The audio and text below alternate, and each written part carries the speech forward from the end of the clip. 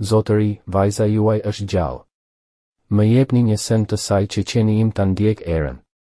Javier Alejandro Mendoza mbështeti ballin mbi gurin e ftohtë të varrit ndërsa lotët i binin mbi mermerin gri. Kishin kaluar 2 vjet që kur jeta e tij ishte përmbysur plotësisht, por dhimbja mbetej po aq e fortë sa në ditën e parë. Çdo të diel ai vinte në të njëjtin vend, sillte lule të freskëta dhe qëndronte për një kohë të gjatë përpara varrit të vogël ku shkruhej emri i vajzës së tij, Jimena Mendoza. Ishte pikërisht në atë moment kur ndjeu një prekje të lehtë në shpatull, kur u kthye pa një djalë rreth 12 vjeç.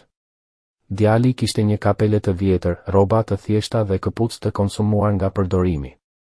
Pranë tij qëndronte një qenush femër me gëzof të bardhë, me madhësi mesatare, që tunte bishtin dhe e shikonte Javierin me sy të zgjuar. Ju jeni babai i Jimenës, apo jo?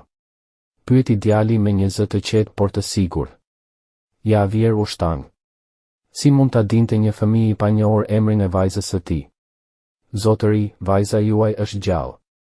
Më jepni një send të saj që qeni im të ndjek gjurmën e saj, tha djali pa asnjë hezitim, duke treguar qenin. Je i çmendur, djalosh. Shpërtheu Javier duke u ngritur menjëherë. Zemra i rrite fort nga një përzierje zemërimi dhe dëshpërimi. Vajza ime është këtu, e varrosur prej 2 vitesh. Si guxon të vish këtu dhe të thuash diçka të tillë?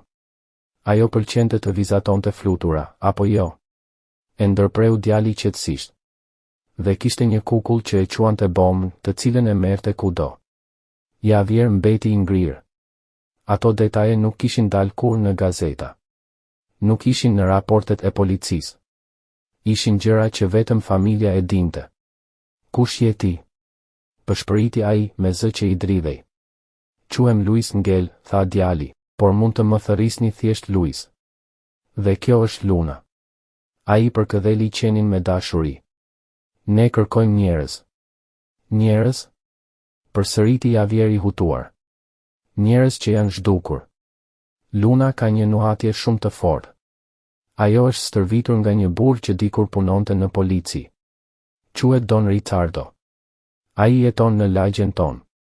Javier e vështroi djalin me mosbesim, por në zemrën e tij filloi të ndizet një ndjenjë që nuk e kishte ndjer prej shumë kohësh, shpresa. Megjithatë ai e shtypi menjëherë. Nuk mund të lejonte veten të besonte përsëri. Vajza ime nuk u zhduk, tha ai me zë të ulët. Ajo vdiq në një aksident. Unë vet isha në spital kur më thanë. Luis kryqëzoi krahët. A e pat fytyrën e saj? Javier hezitoi. E vërteta ishte se nuk kishte pasur guxim. Arkivoli kishte qenë i mbyllur. Mjekët kishin thënë se ishte më mirë kështu. Luna ishte këtu dje, vazhdoi Luis. Ajo nuhati pranë këtij varri dhe u bë shumë e shqetësuar. Ajo reagon kështu vetëm kur ndjen erën e dikujt që është ende gjallë. Javier ndjeu këmbët t'i dridheshin. Si di gjithë këto gjëra për Jimenën? Sepse besoj se e kam parë, tha Luis. Kur? Rreth 3 muaj më parë, po kërkoja macen e një fqinje bashkë me Lunën. Kur kaluam pranë një shtëpie në lagjen El Recreo, Luna ndaloi përpara portës dhe filloi të ankojë. Ai mori frym thellë dhe vazhdoi, pash një vajzë të vogël bjonde që luante në obor. Ajo po vizatonte në tokë me një shkop. Zemra e Javierit filloi të rrite me forcë. Kur më pa, më përshëndeti me dorë.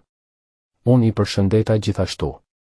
Por menjëherë doli një grua nga shtëpia dhe e futi brenda shumë shpejt. Je i sigurt që ishte ajo? Luis u përkul dhe vendosi dorën mbi kokën e Lunës. Prandaj më duhet një robë e saj. Luna mund të dalloj erën e çdo njeriu, edhe pas shumë kohësh. Javier kaloi dorën në flokët e thinjur. Në moshën 42 vjeç ai dukej sikur kishte plakur 10 vite që nga dita kur kishte humbur vajzën. Edhe nëse kjo është e vërtet çfarë do në këmbim? Pyeti ai. Luis uli syt. Asgjë.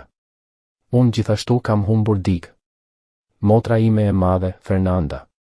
Ajo u zhduk 4 vjet më parë kur ishte 15 vjeç. Nuk e gjetëm kurrë. Ai ngriti syt përsëri. I premtova vetes se do të ndihmoja familjet e tjera të gjenin të dashurit e tyre. Diçka në zërin e tij preku zemrën e Javierit. Ai pa përsëri gurin e varrit me fotografinë e Jimenës duke buzëqeshur me vetëm 6 vjet. Nëse I jap një robë vajzës sime çfarë ndodh më pas? Nëse Luna konfirmon erën, ne do ta ndjekim gjurmën. Javier mbylli syt dhe mori frym thellë. 2 vite errësirë. 2 vite pa përgjigje. Ndoshta ishte koha të kërkonte të vërtetën. Në rregull, tha më në fund. Do të sjell një robë të saj. 40 minuta më vonë, Javier u kthye me një fustan të vogël blu me lule të verdha, fustani I preferuar I Jimenez. Luis ia dha Lunës. Qeni nuhati me vëmendje, pastaj ngriti kokën dhe filloi të tunte bishtin me entuziazëm. Ajo e njohu erën, tha Luis duke buzëqeshur. Pastaj ai tha me një zë të vendosur, Luna kërko. Qeni uli hundën në tokë dhe filloi të ndiqte një drejtim të caktuar. Zemra e Javierit po rrite fort. Pas një ore ecjeje, Luna ndaloi përpara një shtëpie të verdhë me një portë të bardhë. Është këtu, tha Luis. Javier pa përmes hekurave të portës. Në obor kishte lodra fëmijësh, lapsa me ngjyra dhe një fletore vizatimi. Dhe në mur ishte ngjitur një vizatim. Një flutur, saktësisht si ato që vizatonte gjithmonë Jimena. Zëri I tij u dridh, duhet të hyj brenda. Ata trokitën në derë. Pas pak u shfaq një grua rreth 50 vjeç me flokë të thinjur të lidhur në një topuz. Mirdita, tha ajo me dyshim. Mirdita, tha Javier. Po kërkoj vajzën time. Gruaja u zbe me njëherë. Këtu jetoj vetëm unë dhe burri im. Pa pritur një zë fëmije u dëgjua nga brenda, teto Estela, a mund të dal të luaj në obor? Gjaku I Javierit u ndal. Ai do ta njihte atë zë kudo. Jimena. Bërtiti ai. Jimena, jam babi. Ai shtyu derën dhe hyri brenda. Pas disa sekondash hapi derën e një dhome. Dhe jeta e tij ndryshoi përgjithmonë. Në shtrat ishte ulur një vajzë e vogël me flokë bjonde. Jimena. Gjallë. A është gjallë? Pyeti Javieri me zë të dridhur. Ju lutem më tregoni çfarë ndodhi atë ditë. Lurdesa hodhi një vështrim rreth e rrotull, sikur të kontrollonte nëse dikush po I vëzhgonte. Pastaj u afrua më pranë derës dhe foli me zë të ulët. Hyni shpejt. Ata hynë në një dhomë të thjesht ndenjeje. Mobiljet ishin të vjetra, por të pastra dhe të rregulluara me kujdes. Lurdesa u ofroi kafe dhe u ul në një koltuk të konsumuar nga vitet. Ajo mori frym thellë, sikur po përgatitej të nxirrte një sekret që e kishte mbajtur brenda për shumë kohë. E dija që një ditë do të vinte kjo ditë, tha ajo më në fund. Çfarë ndodhi, Lourdes? Pyeti Javieri. Doktori Sergio më kërkoi atë mëngjes. Ai më tha se do të fitoja 5.000 peso nëse e ndihmoja në një rast të veçantë. Çfarë lloj rasti? Ai më tha se një nën ishte e dëshpëruar për të fshehur vajzën e saj nga ish bashkëshorti I dhunshëm dhe se mënyra e vetme për ta bërë këtë ishte të shtirej sikur vajza kishte vdekur. Dhe ju e besuat? Në atë kohë po. Ai më tregoi disa fotografi të një gruaje të rrahur dhe më tha se ish burri I saj do të vazhdonte ta godiste atë dhe vajzën nëse nuk bënin diçka drastike. Çfarë fotografish? Fotografitë e Paolës me mavijosje në fytyrë dhe në krah. Gjaku I Javierit u fto. Ai e dinte shumë mirë se kur nuk kishte ngritur dorën kundër Paolës apo kundër vajzës së tij, Jimenez. Fotot duhet të kishin qenë të falsifikuara. Dhe cili ishte roli juaj në gjithë këtë? Duhej të konfirmoja versionin e doktorit Sergio kur ju të mbërrinit në spital, të thosha se vajza kishte pësuar plagë të rënda dhe nuk kishte mbijetuar. Por nuk kishte asnjë vajzë? Jo. Paola e solli Jimenën deri te spitali, por pastaj ato dolën nga dera e pasme ndërsa ju po hynit nga hyrja kryesore. Ajo uli syt, e turpëruar. Pastaj doktori Sergio falsifikoi të gjitha dokumentet, certifikatën, raportin mjekësor, gjithçka. Arkivoli në funeral ishte bosh. Javieri ndjeu një të përzier të fortë. 2 vite dhimbje, 2 vite zije, të gjitha të ndërtuara mbi një gënjeshtër të tmerrshme. Pse po ma tregoni këtë tani? Sepse nuk mund të jetoj më me këtë faj, dhe sepse nëse vajza është gjallë, ajo meriton të jetë me baban e saj të vërtetë. A e dini ku mund ta gjej doktorin Sergio? Ai punon në një klinikë në lagjen Condesa. Klinika quhet Rilindja. Viktori, hetuesi që e shoqëronte Javierin, shënoi të gjitha informacionet. Lourdes, a do të kishit guximin ta përsërisnit këtë në një deklaratë zyrtare? Nëse është për drejtësi po. Ata dolën nga shtëpia e saj dhe u drejtuan menjëherë për në klinikën rilindja. Klinika ishte e vogël, por shumë e rregull. Në recepcion kërkuan të flisnin me doktor Sergio Navarron. Ai është në konsult, tha recepcionistja. Keni takim? Është urgjente, tha Viktori duke treguar kartën e tij të hetuesit. Ka të bëjë me një rast të vjetër. Pak minuta më vonë, doktori Sergio doli në korridor. Ishte rreth 50 vjeç, me flokë të thinjur dhe syze. Si mund t'ju ndihmoj? Doktor Sergio, dua të flas me ju për Jimena Mendozën, tha Javieri. Mjeku mbeti i ngrirë për disa sekonda. Nuk e di për çfarë po flisni. Viktori u afrua. Ne kemi folur tashmë me Lourdesën. E dim gjithçka. Doktori pa rreth e rrotull dhe vuri re se disa pacient po dëgjonin bisedën. E jani në zyrën time. Brenda dhomës së vogël, tensioni u bë edhe më i rëndë. Çfarë doni nga unë? Pyeti ai. Të vërtetën, tha Javieri. Pse ndihmuat ish gruan time të shtirej sikur vajza ime kishte vdekur? Doktori uli kokën. Nuk kisha zgjidhje, ajo më tha se ju ishit i dhunshëm. Kjo është gënjeshtër. Ajo kishte fotografi si prova. Fotografi të rreme. Unë kur nuk i kam bërë dëm familjes sime. Pas një heshtjeje të gjatë, doktori pranoi, ajo më ofroi 20.000 peso. Unë kisha probleme financiare dhe nuk e verifikova historinë. Dhe tani? Pendohem çdo ditë. Ai mori një fletë dhe filloi të shkruante një rrëfim të plotë. Ndërkohë, Javieri telefonoi avokatin e tij, Franciscon. Me këto dëshmi, tha avokati, mund të padisni Paolën dhe të gjithë të përfshirët. Ajo që dua më shumë tani është ta gjej Paolën dhe ta pyes pse e bëri këtë. Disa orë më vonë, kur Javieri u kthye në shtëpi, gjeti një skenë që i ngrohu zemrën. Jimena ishte ulur në dysheme duke vizatuar bashkë me Lean dhe gjyshen Guadalupe. Luna flinte pranë këmbëve të saj. Babi. Bërtiti Jimena dhe vrapoi ta përqafonte. Ajo i tregoi një vizatim, një shtëpi dhe përpara saj 5 figura që mbanin duar. Kjo është familja jon, tha ajo me buzëqeshje. Në vizatim ishin Javieri, Jimena, Lea, gjyshja Guadalupe dhe Luna. Javieri ndjeu sytë t'i mbusheshin me lodh. Është vizatimi më i bukur që kam parë ndonjëherë, zemra ime. Jimena u mendua për një moment dhe pastaj tha, familja nuk është vetëm ajo që të linë. Është ajo që të mbron dhe nuk të braktis kurrë. Të gjithë në dhomë heshtën për një moment, të prekur nga mençuria e një vajze 8 vjeçare që kishte kaluar kaq shumë. Dhe në atë moment, Javieri e kuptoi se, pas gjithë dhimbjes dhe gënjeshtrave, familja e tij më në fund kishte rilindur. Familja nuk është vetëm ajo që ka të njëjtin gjak. Familje është ajo që na do me të vërtetë. Kur Jimena e tha këtë, Javieri ndjeu sytë t'i mbusheshin me lodh. Vajza e tij ishte rritur shumë më tepër se sa tregonte mosha e saj.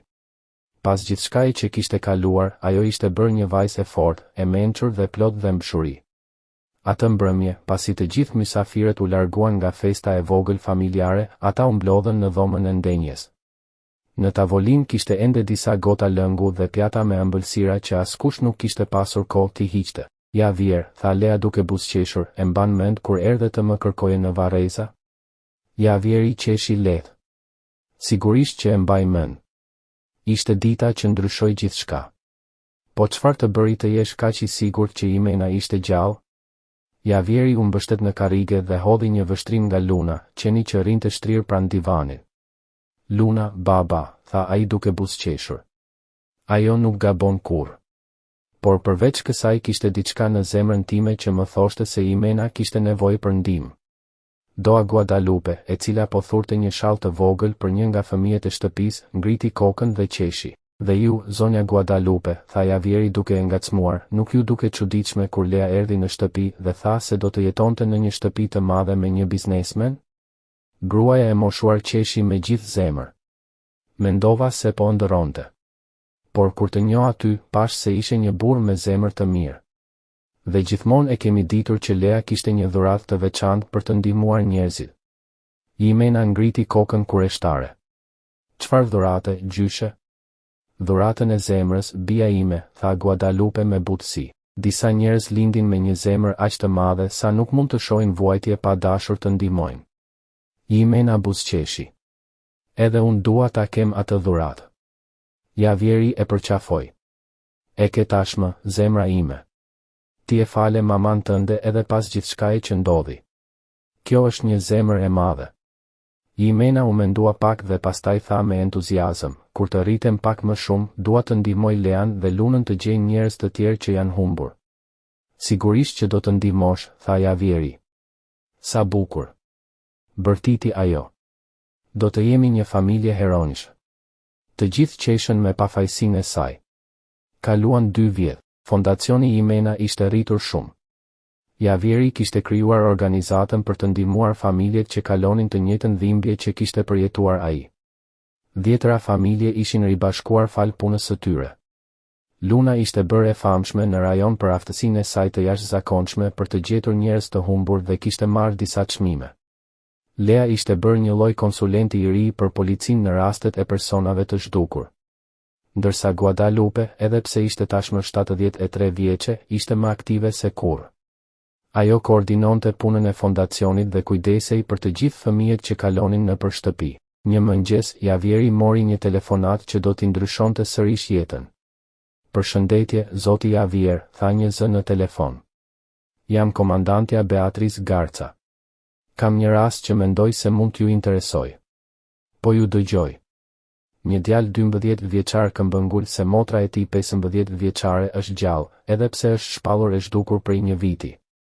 Historia e tij është shumë e ngjashme me atë që ndodhi me ju. Javieri buzëqeshi. Si quhet djali? Diego Espinoza. Silleni këtu në shtëpi. Duam të flasim me të. Jeni i sigurt?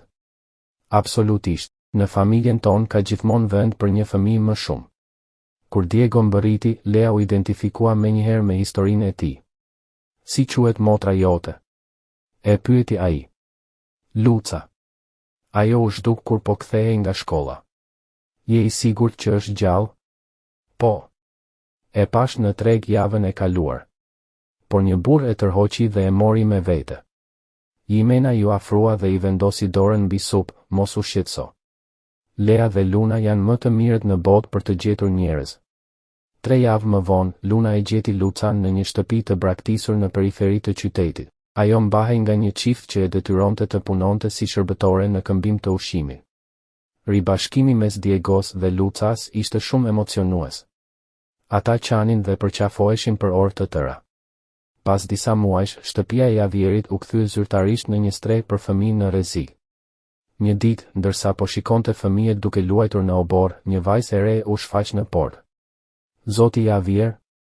Ai u kthye. Po. Quhem Fernanda Garca. Po kërkoj vëllain tim të vogël. Quhet Luis Ngel, por të gjithë e thërasin Lea. Në atë moment, Lea doli nga korridori. Fernanda, ata vrapuan drejt njëri tjetrit dhe u përqafuan duke qarë. Vëllai im, tha ajo. Të kërkova kudo. Javieri i shikoi me emocion. Edhe një familje tjetër ishte ribashkuar. Atë mbrëmje, ndërsa të gjithë ishin mbledhur rreth tavolinës së madhe, Javieri bëri një njoftim. Kam marrë një vendim të rëndësishëm. Dua t'ju adoptoj të gjithëve zyrtarisht. Heshtja zgjati disa sekonda. Pastaj shpërthyen brohoritje dhe duartrokitje. Do të jemi të gjithë Mendoza. Bërtiti Jimena. Lea Mendoza. Fernanda Mendoza. Luca Mendoza. Diego Mendoza. Edhe Luna lesi me gëzim, sikur të kuptonte gjithçka. Dhe kështu, familja vazhdoi të rritej, jo vetëm nga gjaku, por nga dashuria, besimi dhe shpresa. Gjërat e vogla të Jimenës që kishin mbetur të ruajtura në shtëpinë time. Vizatim të vjetra, disa rroba të vogla dhe një kukull e dashur nga fëmijëria. Javieri thiri Jimenën dhe ajo erdhi me vrap, duke përqafuar Estelën me mall. Teto Estela, sa kohë ka kaluar, tha ajo me gëzim. Përshëndetje, zemra ime, u përgjigj Estela me dashuri.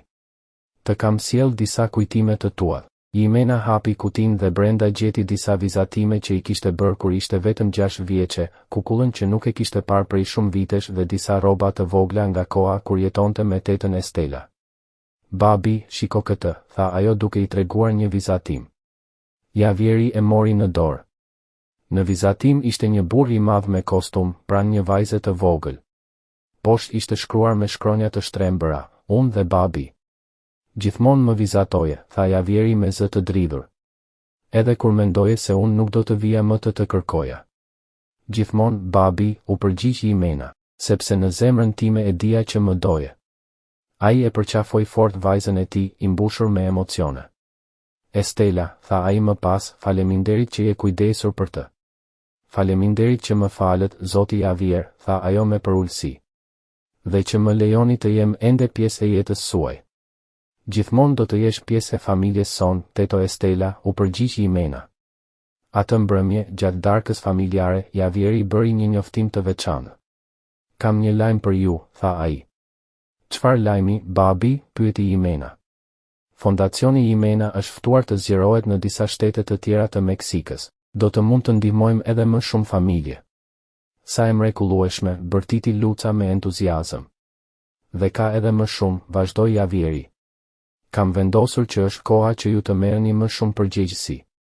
Ai u kthye nga Ela. Ela do të koordinoj sektorin e trajnimit të qenve të shpëtimit. Pastaj shikoi Fernandën. Fernanda do të drejtoj departamentin psikologjik. Luca, vazhdoi ai, do të udhëheq sektorin juridik sapo të diplomohet. Po unë, babi, pyeti Jimena me kureshtje. Ti do të jesh drejtoresha e marrëdhënieve me fëmijët, tha ai me krenari. Askush nuk i kupton më mirë ata se sa ti. Po gjyshja Guadalupe, pyeti Diego. Gjyshja do të jetë drejtoresha jonë e përgjithshme e mençurisë, tha Javieri duke buzëqeshur. Sepse patë, asgjë nga kjo nuk do të ishte e mundur. Doa Guadalupe fshiu lotët me përparse. Ju jeni familja më e bukur që një grua e moshuar mund të ketë, tha ajo me emocion. Dhe ne jemi familja më e bukur që mund të kishim ndonjëherë, shtoi Jimena, duke bërë që të gjithë të qeshnin. 5 vjet më vonë, fondacioni Jimena vepronte në 12 shtete të Meksikës. Javieri kishte marrë disa çmime kombëtare dhe ndërkombëtare për punën e tij sociale. Ela, tashmë i diplomuar në veterinari, ishte bërë një nga trajnerët më të mirë të qenve të kërkim shpëtimit në vend. Jimena, në moshën 18 vjeçare, studionte psikologji dhe tashmë ndihmonte në drejtimin e fondacionit së bashku me baban e saj. Fernanda kishte hapur klinikën e saj psikologjike, ndërsa Luca ishte bërë një avokate e njohur që mbronte të drejtat e fëmijëve të braktisur. Diego punonte si gazetar dhe shkruante për çështje sociale. Shtëpia e vjetër familjare ishte kthyer në një qendër të gjallë të fondacionit, gjithmonë plot me fëmijë, familje dhe vullnetar. Dhe çdo ditë, Javieri kujtonte se si një dhimbje e madhe ishte shndërruar në diçka të mrekullueshme, një familje të madhe, të ndërtuar jo vetëm nga gjaku, por nga dashuria.